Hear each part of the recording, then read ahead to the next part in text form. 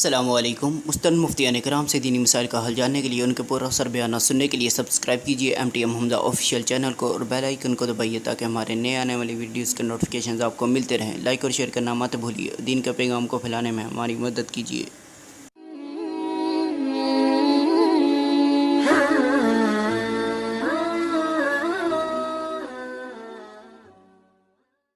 رحیم programme آپ کے مسائل کا حل کے ساتھ میں ہوں آپ کا میزبان عبد المنعم فائز۔ دارالفتہ جامعۃ الرشید کی طرف سے ہم اپنے ناظرین کو آج کی نشست میں خوش آمدید کہتے ہیں۔ آج کی نشست میں ہم ان متعدد سوالات کے جوابات مفتیان کرام کے پینل سے معلوم کریں گے جو ہمارے ویورز اور ناظرین نے دنیا بھر سے ہم سے پوچھے ہیں۔ آپ بھی اگر کوئی شرعی مسئلہ پوچھنا چاہتے ہیں تو ہمارے Facebook page JTR media house پر لاگ ان ہوئیے۔ آج کی ٹرانسمیشن کے نیچے کمنٹس بار میں اپنا مسئلہ اردو کی بورڈ میں تحریر کیجئے۔ انشاءاللہ مفتیان کرام کے یہ پینل اس کا ضرور جواب دے گا۔ ہمارے جو پینل میں مفتیان کرام شامل ہیں ان کا تعارف کرواتا چلوں۔ آج سب سے پہلے نمبر پہ ہمارے ساتھ ہیں حضرت مفتی محمد صاحب۔ آپ رئیس دارالفتہ ہیں جامعۃ الرشید کے اور شیخ الحدیث ہیں جامعۃ الرشید کے، اس کے علاوہ مرکزی شورا کے بھی بنیادی رکن ہیں۔ اس کے ساتھ آج ہمارے دوسرے پینلسٹ ہیں حضرت مفتی محمد حسین خلیل خیل صاحب۔ آپ بھی جامعۃ الرشید دارالفتہ کے سینئر رکن ہیں، اس کے علاوہ بینک اسلامی پاکستان کے شریعہ ایڈوائزر بھی ہیں، اور اس کے ساتھ ساتھ آپ جامعۃ الرشید کے شعبہ فقہ المعاملات المالیہ کے اسسٹنٹ ڈائریکٹر بھی ہیں۔ ہمارے آج کے جو تیسرے پینلسٹ ہیں وہ حضرت مفتی محمد عابد شاہ صاحب۔ آپ دارالفتہ جامعۃ الرشید کے سینئر رکن ہیں، اس کے ساتھ ساتھ آپ حلال فوڈ پر اتھارٹی سمجھے جاتے ہیں۔ آپ کے متعدد ریسرچ پیپرز حلال فوڈ سے متعلق شائع ہو چکے ہیں۔ اس کے ساتھ ہی ہم اپنے سوالات کا سلسلہ شروع کرتے ہیں۔ سب سے پہلا سوال حضرت مفتی محمد صاحب سے۔ یہ سوال ہم سے جدہ سے سعودی عرب سے پوچھا ہے شعیب اسلم صاحب نے۔ وہ یہ کہتے ہیں کہ نکاح کا شرعی حق مہر کتنا ہوتا ہے، اور کبھی ایسا ہوتا ہے کہ لڑکے والے لڑکی کو 10 تولہ سونا دے دیتے ہیں، اور کبھی ایسا بھی ہوتا ہے کہ لڑکی کے گھر والے زبردستی 10 تولہ سونا لکھوا لیتے ہیں۔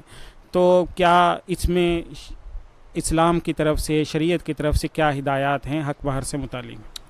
مہر کے بارے میں ایک بات تو یہ سمجھ لینی چاہیے کہ مہر کی کم سے کم مقدار وہ 10 درہم ہے، اور 10 درہم کے گراموں کے اعتبار سے جو مقدار بنتی ہے وہ 34.02 گرام بنتی ہے، یعنی تقریباً 35 گرام لگا لیں کسر کو اگر پورا کر لیں، تو اس سے کم مہر نہیں رکھا جا سکتا۔ زیادہ کے بارے میں تفصیل یہ ہے کہ ترغیب تو یہ ہے کہ کم سے کم ہی مہر رکھا جائے، بہت زیادہ مہر نہ رکھا جائے۔ رسول اکرم صلی اللہ علیہ وسلم نے فرمایا اعظم النساء برکتاً اقلہن صداقہ، سب سے برکت والی عورت وہ ہے جس کا مہر زیادہ کم ہو۔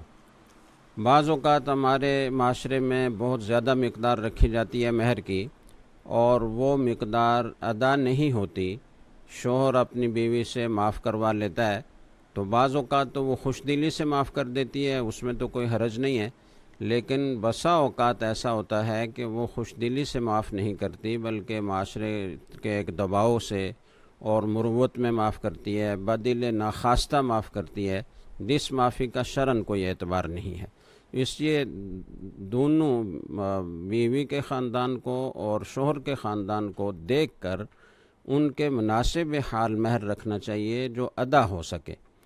اور باقی جو سوال میں صورت پوچھی گئی ہے کہ بعض اوقات لڑکے والے 10 تولے سونا دے دیتے ہیں اور لڑکی والے 10 تولہ ہی مہر لکھوا دیتے ہیں، تو اگر وہ 10 تولے جو سونا لڑکے والوں نے دیا ہے یا وہ دینا چاہتے ہیں اور لڑکی والے اسی 10 تولے کو مہر کے طور پر لکھوا رہے ہیں تو اس میں کوئی حرج کی بات نہیں ہے۔ 10 تولے سونا مہر بن سکتا ہے، بلکہ یہ کافی بڑی مقدار ہے، اس کے مہر بننے میں کوئی حرج کی بات نہیں ہے۔ جی، آج کی نشست کا دوسرا سوال گلگت سے منیب اللہ صاحب نے پوچھا ہے مفتی محمد حسین خلیل خیل صاحب سے کہ کوئی عورت مسجد میں جا کر افطاری کرنے کی منت مان لیتی ہے، تو کیا وہ اپنی اس منت کو پورا کرنے کے لیے مسجد جا کر افطاری کر سکتی ہے؟ منت ماننے کا جو جس کو اصطلاح میں نظر کہتے ہیں، اس کا اصول فقہی حوالے سے یہ ہے کہ اس چیز کی منت مانی جا سکتی ہے جس میں دو باتیں پائی جائیں۔ ایک تو یہ ہے کہ وہ عبادت مقصودہ ہو۔ مقصودہ کا مطلب یہ ہے کہ وہ چیز بذات خود عبادت کا پہلو رکھتی ہو، اس میں کسی اور چیز کے ذریعہ بننے کی وجہ سے عبادت کا پہلو نہ آیا ہو، بلکہ بذات خود وہ باعث ثواب چیز ہو، جیسے کہ ذکر اذکار ہے، نماز ہے، روزہ ہے، درود شریف ہے وغیرہ۔ اور دوسری شرط یہ ہے کہ اس چیز کے جنس میں سے کوئی واجب ہو شریعت میں، جیسے کہ نماز ہے تو نماز نفل بھی ہے لیکن فرض بھی ہے، درود شریف ہے تو زندگی میں ایک بار درود شریف پڑھنا یہ فرض ہے ہر مسلمان پر، اسی طرح روزہ ہے تو روزے کی نفل صورتیں بھی ہے اور فرض روزہ بھی ہے، تو روزے کی نظر درست ہے، نماز کی نظر درست ہے، درود شریف کی نظر درست ہے۔ لیکن جس چیز میں ان دونوں باتوں میں سے کوئی بات نہ پائی جائے یا کوئی ایک بات نہ پائی جائے تو اس چیز کا نظر درست نہیں ہوتا۔ اس خاتون نے جس بات کی نظر مانی ہے تو اس میں یہ دونوں باتیں نہیں ہیں، نہ تو وہ یہ کام بذات خود عبادت ہے افطار کرنا، جس میں بذات خود عبادت کا پہلو، اللہ کی بڑائی، اللہ کی تعظیم و تکریم اور عبادت کا پہلو اس میں موجود ہو، اور نہ ہی ایسی چیز ہے جس کے جنس میں سے کوئی واجب ہے، لہٰذا اصولی لحاظ سے اس نظر کا اعتبار نہیں ہے۔ اور مزید بات یہ ہے کہ اس خاتون نے جس چیز کی نظر مانی ہے کہ مسجد میں جا کر افطاری کرے، تو یہ خلاف ضابطہ ہونے کے ساتھ ساتھ ایک ایسی بات ہے جو نامناسب بھی ہے کہ خاتون مسجد میں افطاری کی نظر مان لے، تو یہ بات ہی نامناسب ہے سرے سے، اور اس صورت میں کوئی نظر واجب نہیں ہے۔ جی، سوال و جواب کے اس سلسلے کا تیسرا سوال جدہ سے سمیع خان پوچھ رہے ہیں۔ وہ یہ کہتے ہیں کہ بعض لوگ یہ سمجھتے ہیں کہ جب ہم عمرے کے لیے جاتے ہیں تو صرف پہلے عمرے میں سر کا حلق کروانا لازمی ہوتا ہے، اس کے بعد عمرے میں حلق کروانا ضروری نہیں ہوتا، تو اس کے بارے میں وضاحت فرما دیجئے۔ جی، یہ خیال صحیح نہیں ہے۔ حج یا عمرہ کرنے کی صورت میں حلق یا قصر یہ شرعاً واجب ہے، اور حلق سے مراد یہ ہے کہ پورا سر منڈوا لیا جائے، اور قصر سے مراد یہ ہے کہ پورے سر کے بال یا 1/4 سر کے بال ایک پورے کے بقدر وہ کاٹ لیے جائیں، چھوٹے کر لیے جائیں۔ اور یہ اختیار عمرہ یا حج کرنے والے کو ہوتا ہے کہ وہ چاہے تو حلق کر لے اور چاہے تو قصر کر لے، اور یہ حکم ہر عمرے اور حج سے متعلق ہے، پہلا عمرہ ہو یا اس کے بعد ہو۔ تو یہ خیال کہ پہلے عمرے میں حلق لازمی ہے اور اس کے بعد حلق لازمی نہیں ہے، یہ شرعاً درست نہیں ہے۔ درست بات یہ ہے کہ ہر عمرے کے بعد حلق یا قصر میں سے کوئی ایک کرنا واجب ہے۔ اس کے ساتھ ساتھ ہم یہ بتاتے چلیں کہ آپ اگر کوئی مسئلہ پوچھنا چاہتے ہیں تو ریئل ٹائم میں مفتیان کرام کا یہ پینل انشاءاللہ آپ کے تمام مسائل کا جواب ضرور دے گا۔ آپ اپنے مسائل آج کی ٹرانسمیشن میں اردو کی بورڈ میں تحریر کیجئے، انشاءاللہ جیسے ہی وہ ہم تک پہنچیں گے تو ان کے جوابات بھی اس نشست میں شامل کر لیے جائیں گے۔ اگلا سوال لاہور سے حافظ خالد صاحب نے کیا ہے حضرت مفتی محمد صاحب سے، کہ وہ یہ کہتے ہیں کہ 9 سال کی بچی اگر علامتی طور پہ بالغ ہو جائے تو کیا اس پر تمام شرعی احکام فرض ہوں گے، حالانکہ اس بچی کو ابھی دنیا کی سمجھ بوجھ بھی نہیں ہے، جیسے کہ عام طور پر اس عمر کی بچیوں میں ہوتی ہے۔ تو دوسرا وہ یہ بھی پوچھتے ہیں کہ شرعی احکام پر عمل کس عمر میں فرض ہو جاتا ہے؟ بچی کس عمر میں بالغ ہو سکتی ہے، تو اس کے لیے شریعت نے کوئی عمر کی حد بیان نہیں فرمائی۔ یہ مختلف علاقوں، موسمی حالات، خود بچی کی اپنی صحت، قوت، اس کا ماحول، بہت ساری چیزیں اس پر اثر انداز ہوتی ہیں۔ جو سوال میں پوچھا گیا کہ 9 سال کی لڑکی علامتی طور پر بالغ ہو گئی، یعنی اس کا مطلب یہ ہے کہ حقیقتاً بالغ ہو گئی، تو یہ ہو سکتا ہے، یہ کوئی بعید بات نہیں ہے، اور تاریخ میں اس کی مثالیں موجود ہیں، اور ہمارے اس زمانے میں خاص طور سے بچیاں جلدی بالغ ہو رہی ہیں۔ بالغ ہونے کے بعد شرعی تمام احکام لازم ہو جاتے ہیں جو کسی بھی بالغ عورت پر لازم ہوتے ہیں۔ باقی دنیا کی سمجھ بوجھ نہیں ہے تو انشاءاللہ آہستہ آہستہ سمجھ بوجھ اس میں پیدا ہو جائے گی۔ یہ کوئی ایسا عذر نہیں ہے کہ جس کی وجہ سے اس کے لیے احکام میں کسی قسم کی تخفیف ہو۔ جب وہ بالغ ہو گئی ہے تو اسے سارے احکام پر عمل کرنا پڑے گا، اور اسے بقدر ضرورت شرعی علم بھی حاصل کرنا چاہیے، اور اس کے ورثہ اور سرپرستوں کو چاہیے کہ وہ اس کی دینی تربیت اس انداز سے کریں کہ وہ اپنے فرائض اچھے طریقے سے ادا کر سکے۔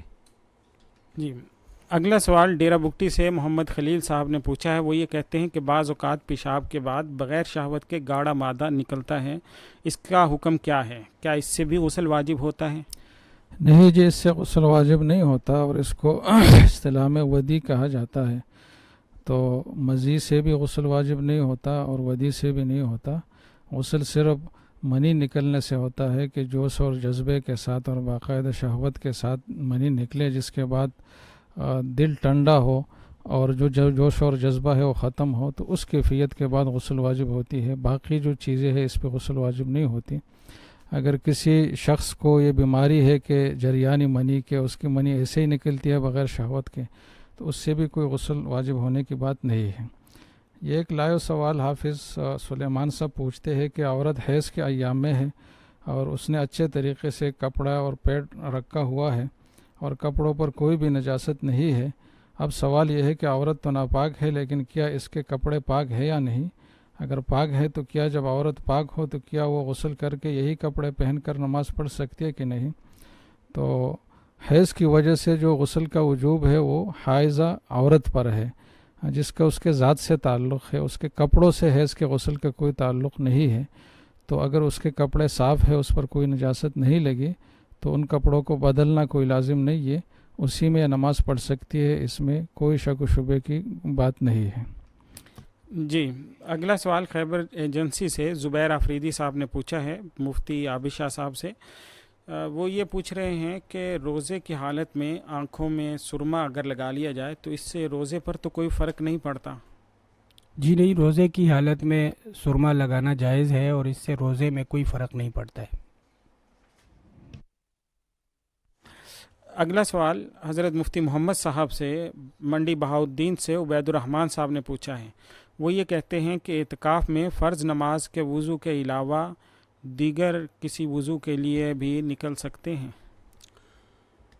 فرض نماز کے وضو کے لیے نکلنا تو ظاہر ہے کہ جائز ہے ہی۔ اگر کسی کا وضو نہیں ہے اور وہ نفل پڑھنا چاہتا ہے تو اگرچہ نفل نماز فرض نہیں ہے، نفل ہے، مستحب ہے، لیکن اس کے لیے بھی وضو کرنا فرض ہے۔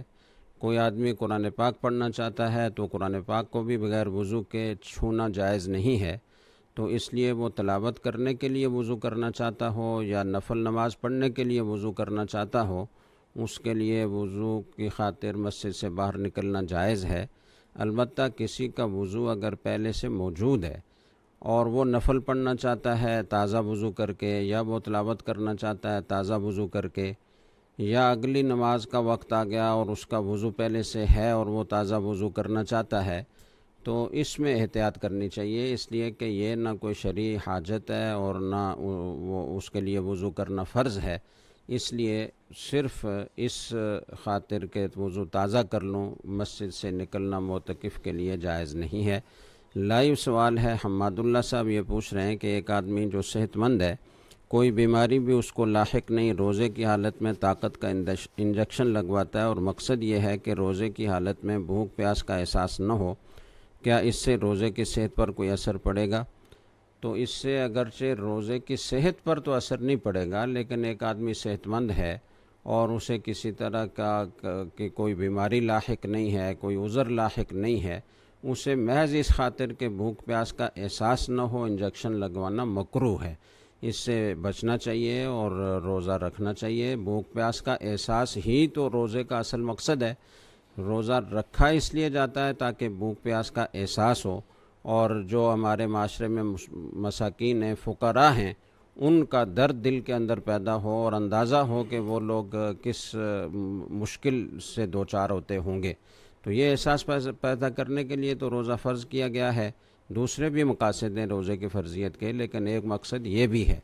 تو اس مقصد کو چھوڑ کر انجیکشن لگوانا تاکہ بھوک پیاس کا احساس نہ ہو، یہ بڑی کم ہمتی کی بات ہے، اور یہ ایک طرح سے اللہ تعالیٰ کے اس حکم سے گویا اعراض کی ایک صورت ہے اور اس میں کراہت ہے، اس سے بچنا چاہیے۔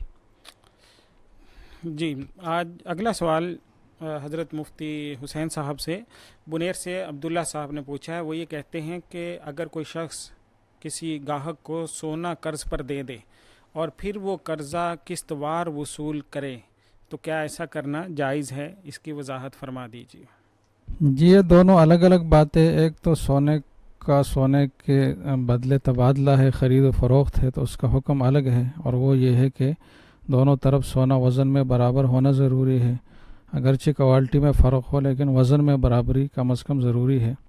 اور دوسرا یہ کہ اسی مجلس میں فریقین کے ایک دوسرے سے الگ ہونے سے پہلے دونوں کا اپنی چیزوں پر قبضہ بھی ہو۔ لیکن انہوں نے قرض کے بارے میں پوچھا ہے، تو یہ قرض بالکل الگ چیز ہے، یہ بیع اور خرید و فروخت کے حکم میں نہیں ہے۔ لہٰذا یہ ہو سکتا ہے کہ ایک شخص دوسرے کو سونا قرض دے اور پھر بعد میں اس سے وصول کرے۔ پھر قرض کی وصولی جب ہے تو وہ یک مشت بھی ہو سکتی ہے ایک ہی دفعہ میں، اور قسط وار بھی ہو سکتی ہے۔ تو انہوں نے جو بات پوچھی ہے کہ قسط وار وصولی ہوتی ہے، تو اس میں شرعاً کوئی حرج نہیں ہے۔ البتہ ایک بات ذہن میں رکھنی چاہیے کہ جو سونا قرض دیا تھا، مثلاً اگر وہ سونا عمدہ کوالٹی کا تھا اور جو واپسی پہ سونا دیا جا رہا ہے اس کی کوالٹی کچھ کم ہے، تو یہ نہیں ہو سکتا کہ اس کم کوالٹی کی وجہ سے اس طرف سے کچھ اضافی پیسے دیے جائے یا کچھ سونے کی مقدار بڑھائی جائے۔ برابری ضروری ہوگی، کیونکہ سونا کا جب سونے سے تبادلہ ہو تو اس میں کوالٹی اور معیار کا کوئی اعتبار نہیں ہوتا، خواہ و خرید و فروخت کی صورت ہو خواہ و قرض کی صورت ہو۔ ایک لائیو سوال بھی لیتے ہیں، محمد فاروق شاہ صاحب پوچھتے ہیں کہ لوگ عید کے موقع پر ایک دوسرے کے گلے ملتے ہیں، شریعت اس کے بارے میں کیا کہتی ہے؟ نیز عید کی مبارکبادی کا مسنون طریقہ کیا ہے؟ تو عید کی مبارکباد کی حقیقت یہ ہے کہ ایک اہم عبادت سے جو لوگ فارغ ہوئے ہیں، اس عبادت کی تکمیل اللہ نے ان کو نصیب فرمائی ہے، رمضان کا روزہ اور پھر عید کی نماز۔ تو عبادت کی تکمیل پر کسی کو مبارکباد دینا یہ سلف سے ثابت ہے، صحابہ کرام سے بھی ثابت ہے کہ وہ ایک دوسرے کو عبادت کی تکمیل پر مبارکباد دیتے تھے۔ تو مبارکباد دینے میں تو کوئی حرج نہیں ہے، اور خوشی کے اظہار میں بھی حرج نہیں ہے، اور خوشی کے اظہار کے اس معاشرے میں جو بھی علامات رائج ہو جس میں گلے ملنا بھی ہے، تو اس میں بھی بذات خود کوئی حرج کی بات نہیں ہے۔ البتہ مسجد کے اندر ان تمام چیزوں سے اجتناب ضروری ہے۔ اس کی دو وجوہات ہیں، ایک تو یہ ہے کہ مسجد کے تقدس کے خلاف ہے کہ لوگ وہاں گلے مل رہے ہو اور ہنسی مذاق کر رہے ہوں، اور دوسرا یہ ہے کہ جب مسجد میں کم ہو رہا ہو تو لوگ اس کو باقاعدہ نماز کے متممات میں سے اور نماز کا اور عید کی ذمہ داریوں کا حصہ سمجھ کر لوگ کریں گے، تو اس میں ایک خطرناک پہلو آ جائے گا جس کو بدعت کہا جاتا ہے اصطلاح میں۔ تو مسجد میں اس چیز سے اجتناب ہو، مسجد کے باہر اگر یہ عمل ہو تو اس میں بذات خود حرج نہیں ہے، لیکن اس کو لازم سمجھنا بھی درست نہیں ہے۔ جیسے کسی نے کسی سے گلا نہیں ملایا تو وہ یہ سمجھے کہ یہ مجھ سے ناراض ہے اور اس نے میرا حق ادا نہیں کیا، تو ایسی بھی کوئی بات نہیں ہے۔ اگر کوئی گلے نہ ملے کسی سے تو اس کو کسی قسم کی شکایت کا حق نہیں ہے، اور شکایت کرنا بھی نہیں چاہیے۔ اگر شک پہ شکایت اس سلسلے میں شروع ہو جائے تو پھر اس عمل میں رسم کا پہلو آ جائے کہ غیر لازم چیز کو لوگ لازم سمجھ رہے ہیں، تو اس کی وجہ سے بھی یہ چیز ناجائز بن جائے گی۔ تو ان تینوں باتوں کی رعایت کے ساتھ کہ مسجد میں نہ ہو اور اس کو بذات خود ثواب نہ سمجھا جائے، اور یہ کہ اس کو لازم بھی نہ سمجھا جائے، محض خوشی کے اظہار کے لیے ہو، تو اس میں پھر حرج نہیں ہے۔ جی اگلا سوال مفتی عابد صاحب سے بلال احمد صاحب نے پوچھا ہے۔ وہ یہ کہتے ہیں کہ کیا عمرہ کر لینے کے بعد عمرہ کرنے والے شخص پر حج کرنا فرض ہو جاتا ہے؟ جی یہ اصولی طور پر یہ بات مطلقاً درست نہیں ہے کہ جو بھی عمرہ کرتا ہے اس پر حج فرض ہو جاتا ہے۔ عمرہ کرنے کے بعد اگر ایک آدمی جب حلق کرتا ہے تو وہ حلال ہو جاتا ہے اور وہ اپنے وطن واپس جا سکتا ہے، اس پر حج فرض نہیں ہے۔ البتہ اگر کسی شخص نے پہلے فرض حج نہ کیا ہو اور وہ حج کے جو مہینے ہیں، خاص مہینے جیسے شوال، ذی القعدہ، ذی الحجہ، ان مہینوں میں عمرہ کرتا ہے اور اس کے لیے قانونی یا معاشی کسی بھی لحاظ سے کوئی رکاوٹ نہیں ہے، وہ وہاں ٹھہر سکتا ہے حج تک، تو چونکہ اس کو حج پر قدرت حاصل ہو گئی ہے، اور اصول یہی ہے کہ جو آدمی حج کے دنوں میں وہ حرم تک پہنچنے کی قدرت جس کو ہو تو اس کو حج اس پر فرض ہوتا ہے، تو ایسی صورت میں اس شخص پر حج فرض ہو جائے گا۔ البتہ اگر کسی طرح کی بھی رکاوٹ ہے، جیسے اس کے پاس اتنی رقم نہیں ہے اس کے لیے، یا قانونی طور پر اس کو اجازت نہیں ہے وہاں ٹھہرنے کی، تو ایسی صورت میں اس پر بھی عمرہ کرنے کی وجہ سے حج فرض نہیں ہوگا۔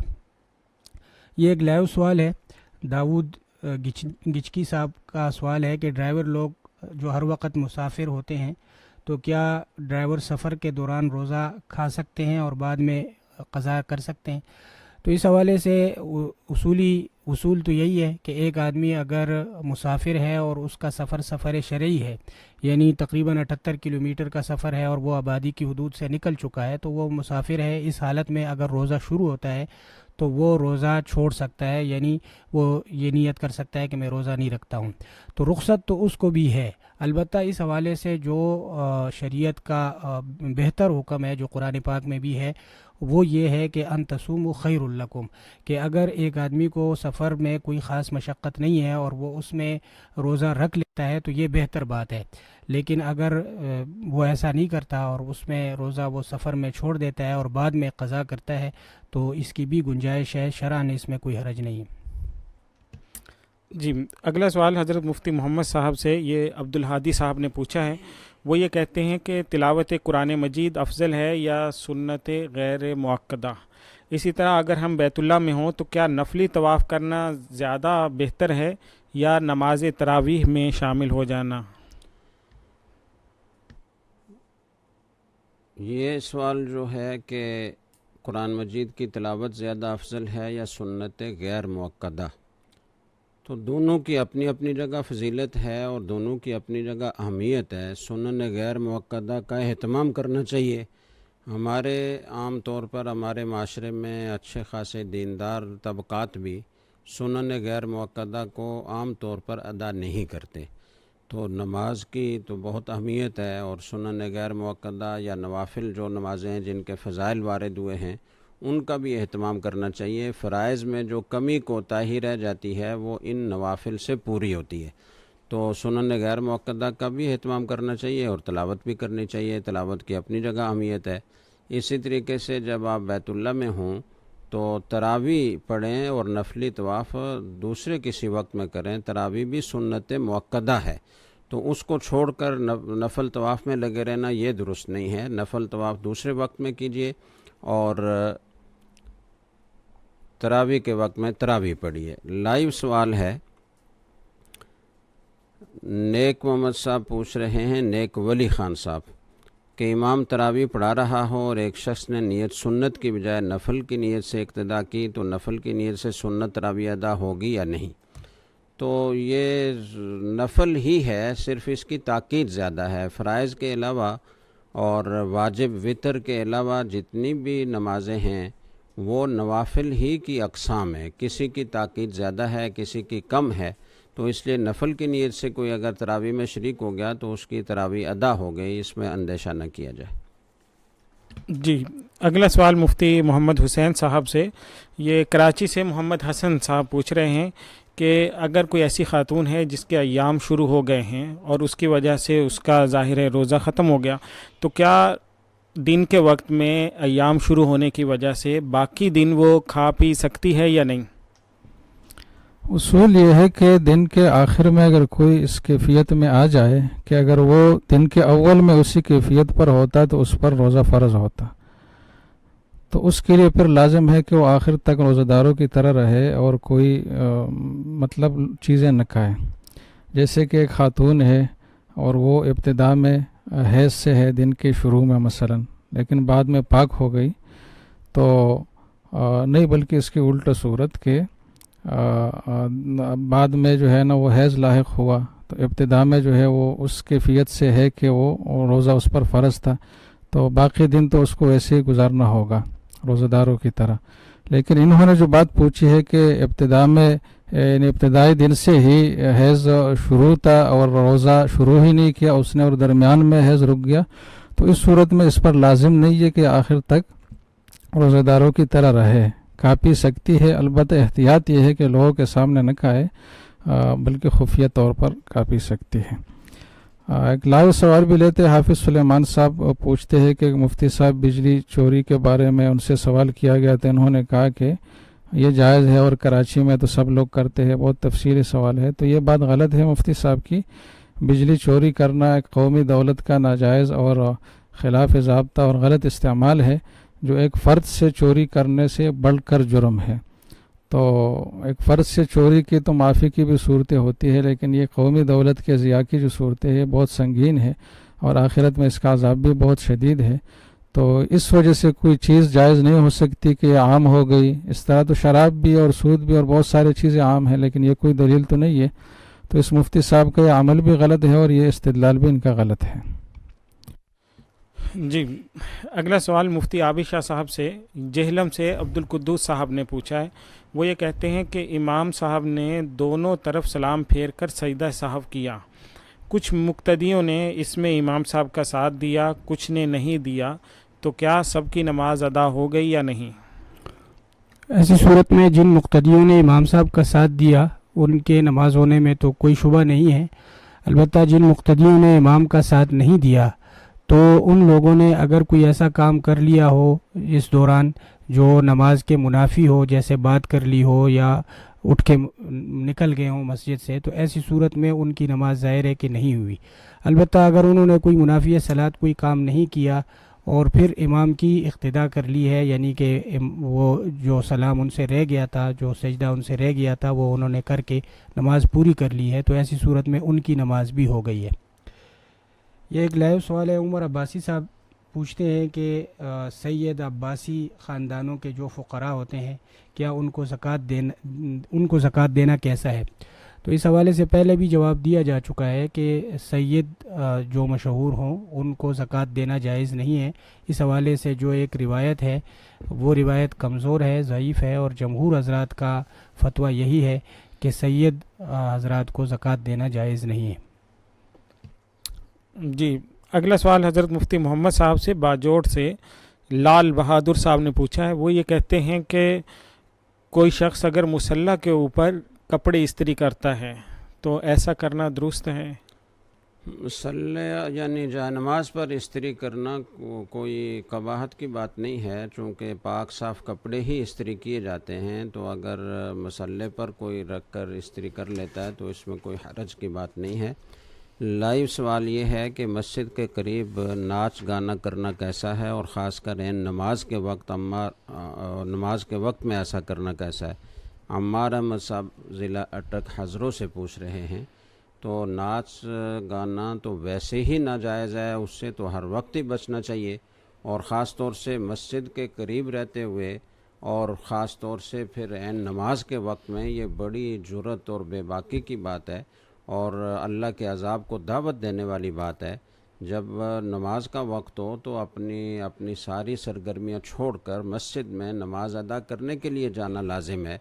تو بجائے اس کے کہ خود وہاں جائیں، دوسروں کی نماز میں بھی خلل کا ذریعہ بننا اور ایک ناجائز اور صریح حرام کام کا ارتکاب کرنا اور دوسروں کے عبادات میں خلل ڈالنا، یہ بڑی بدنصیبی اور محرومی کی بات ہے. اور اگر کوئی رمضان میں بھی ایسا کر رہا ہے تو اللہ تعالیٰ اس کو ہدایت دے. وہ اللہ کے عذاب کو دعوت دے رہا ہے. اپنی ساری زندگی کے گناہوں کی معافی مانگنے کا یہ مہینہ ہے، بجائے اس کے کہ آدمی سرکشی پر اتر آئے. اللہ تعالیٰ سب کو اس رمضان کا تقدس اور اس کا احترام کرنے کی توفیق عطا فرمائے، اور سارے گناہوں سے اللہ تعالیٰ سب کو سچی توبہ کرنے کی توفیق عطا فرمائے. آمین. جی، اگلا سوال مفتی محمد حسین صاحب سے عبد الرحمن راجہ صاحب چکوال سے پوچھ رہے ہیں. وہ یہ کہتے ہیں کہ میں ہر سال یکم رمضان المبارک کو زکوٰۃ ادا کر دیتا ہوں، لیکن میرے 2 بینک اکاؤنٹس ہیں. تو ان میں بتاتے ہیں کہ پہلے بینک اکاؤنٹ میں میرے جو پیسے پڑے ہوئے ہیں ان پر 1 سال گزر چکا ہے، یکم رمضان کو ان کا سال گزرتے ہی میں نے ان کی زکوٰۃ ادا کی. لیکن جو میرا دوسرا بینک اکاؤنٹ ہے اس میں نے جو پیسے رکھے وہ یکم ربیع الاول سے رکھے ہیں، یعنی اس اکاؤنٹ پہ رکھے گئے پیسوں پر 1 سال نہیں گزرا. تو کیا اس اکاؤنٹ میں موجود پیسوں پر بھی یکم رمضان کو زکوٰۃ ادا کرنا ضروری ہے، یا میں یکم ربیع الاول کو ادا کروں گا؟ اصول یہ ہے کہ جس شخص کے پاس نصاب کے بقدر رقم ہو اور دوسرے سال وہ دن آئے جس میں وہ صاحب نصاب بنا تھا اور سال کی تکمیل پر بھی وہ صاحب نصاب ہو، تو درمیان میں جو رقم کی کمی بیشی ہے، کوئی رقم نہیں آنی ہے یا کوئی رقم خرچ ہونی ہے، تو اس سے سال گزرنے کی جو تسلسل ہے اس پر کوئی فرق نہیں پڑتا. تو اس شخص کے اکاؤنٹ میں جب پیسے تھے پہلے والے اکاؤنٹ میں اور اس سے صاحب نصاب بنا تھا، تو اس کے بعد دوسرے اکاؤنٹ کے پیسے اگرچہ بعد میں آئے ہیں لیکن چونکہ پہلے سے صاحب نصاب ہے تو نئے آنے والے پیسے بھی اس پہلے والے پیسوں کے ساتھ مل کر ایک ہی مرتبہ ان کا سال مکمل ہوگا اور ایک ہی دفعہ میں سب کی زکوٰۃ کی ادائیگی ضروری ہوگی۔ باقی ان کو جہاں سے اشتباہ ہوا ہے کہ میرے 2 اکاؤنٹس ہیں، تو اکاؤنٹ کو آپ جیب کی طرح سمجھیں کہ آپ کی ایک جیب میں کچھ رقم ہے اور دوسرے جیب میں بعد میں کچھ رقم ڈال دی، تو اس سے جیسے کوئی فرق نہیں پڑتا، تو اکاؤنٹس کے الگ الگ ہونے سے بھی کوئی فرق نہیں پڑتا۔ یہ ایک لائیو سوال بھی لے لیتے ہیں، ظفر علی صاحب پوچھے ہیں مردان سے کہ اگر کسی عورت کو لیکوریا کا مسئلہ ہو اور وہ روزے کی حالت میں استنجا کے وقت اپنی انگلی اپنی قبول میں ڈالتی ہے، کیونکہ اگر اس طرح صفائی نہ ہو تو یقینی طور پر بعد میں وہ رطوبت نکلتی ہے، تو اس سے روزے کا پوچھا ہے کہ کیا حکم ہے۔ تو شرمگاہ کا جو مسئلہ ہے کہ اس کے 2 حصے ہیں، تو اندرونی حصے میں اگر اس نے تر انگلی ڈالی ہے یا ایک بار انگلی نکالنے کے بعد دوبارہ چیک کرنے کے لیے، تو اس سے تو روزہ ٹوٹ جاتا ہے۔ ابھی تک جو فتویٰ ہے وہ یہی جاری ہے، اگرچہ آج کل ڈاکٹروں کی تحقیق یہ ہے کہ خاتون کا جو اگلا حصہ ہے پھر آگے رحم ہے، اس میں اور معدے میں کوئی لنک نہیں ہے، بالکل الگ الگ علاقے، ایک دوسرے سے کوئی اتصال ان کا نہیں ہے، لیکن جب تک اس پر اجتماعی غور و فکر نہ ہو اور ایک اجتماعی فتویٰ نہ ہو تو پرانا ہی مسئلہ جاری رہے گا، اور وہ یہی ہے کہ ایسی صورت میں روزہ ٹوٹ جاتا ہے۔ جی، اگلا سوال حضرت مفتی عابد شاہ صاحب سے فیصل آباد سے عصمت اللہ صاحب نے پوچھا ہے۔ وہ یہ کہتے ہیں کہ ایک اعتکاف میں بیٹھنے والا شخص ایسا بھی ہے جس کو سگریٹ پینے کی عادت ہے، تو کیا ایسا معتکف آدمی افطار کرنے کے بعد مسجد میں جس جگہ پر جوتے اتارے جاتے ہیں وہاں پر سیڑھیوں پر بیٹھ کر سگریٹ پی سکتا ہے یا نہیں؟ جوتے اتارنے کی جو جگہ ہوتی ہے وہ مسجد کے حدود سے باہر ہوتی ہے اور معتکف اس جگہ نہیں جا سکتا، اور سگریٹ نوشی کوئی ایسی ضرورت نہیں ہے جس کے لیے معتکف کو مسجد سے باہر جانے کی اجازت ہو۔ البتہ اگر کسی شخص کی عادت ہو سگریٹ نوشی کی اور اس کے بغیر اس کی طبیعت بوجھل رہتی ہو، تو اس کے لیے یہ تدبیر وہ کر سکتا ہے کہ جس وقت وہ اپنے قضائے حاجت وغیرہ کے لیے باہر جائے تو اس وقت وہ آتے جاتے اپنی یہ ضرورت پوری کر لے، لیکن صرف اس ضرورت کے لیے وہ مسجد سے باہر نہیں نکل سکتا ہے۔ یہ ایک لائیو سوال ہے کہ حضرات مفتیان کرام، معتکفین کے لیے غسل نظافت یا غسل برودت کے واسطے مسجد سے باہر جانے کی گنجائش ہے، جبکہ گرمی شدید ہو اور بغیر نہانے کے طبیعت میں بے چینی پیدا ہوتی ہو اور عبادات میں یکسوئی میں خلل آتا ہو، کیا یہ ضرورت طبعی میں داخل ہے؟ جی نہیں، اس وقت تک جو اہل افتاء اہل علم علماء کا فتویٰ ہے وہ یہ ہے کہ صرف جو جمعے کا مستحب غسل ہے اس کے لیے باہر نکلا جا سکتا ہے، اس کے علاوہ غسل نظافت یا غسل برودت وہ اس کی اجازت نہیں ہے۔ البتہ اگر کوئی آدمی بہت زیادہ اس کو بے چینی ہو تو اس کے لیے یہ تدبیر لکھی ہے کہ وہ اپنے اضافی کپڑے وغیرہ اتار کر وہ غسل خانے میں ایک لنگی باندھ کر جائے اور اتنی دیر میں جتنی دیر میں کہ وضو کیا جا سکتا ہے اتنی دیر میں وہ اپنے اوپر پانی بہا لے، تو اس کی گنجائش ہے، اس طریقے سے وہ ٹھنڈک حاصل کر سکتے ہیں۔ وہ بھی جب کہ قضائے حاجت کے لیے جائے اور ضمناً ایسا کرے، یعنی وضو وغیرہ کے لیے جب جائے تو ایسا کر سکتا ہے۔ لائی سوال ہے، عمر عباسی صاحب پوچھ رہے ہیں کہ رسول اکرم صلی اللہ علیہ وسلم کے رشتہ دار خاندان مثلا سید عباسی علوی وغیرہ سے تعلق رکھنے والے فقراء کو زکوٰۃ دینا کیسا ہے؟ تو ہو گیا؟ اچھا ٹھیک۔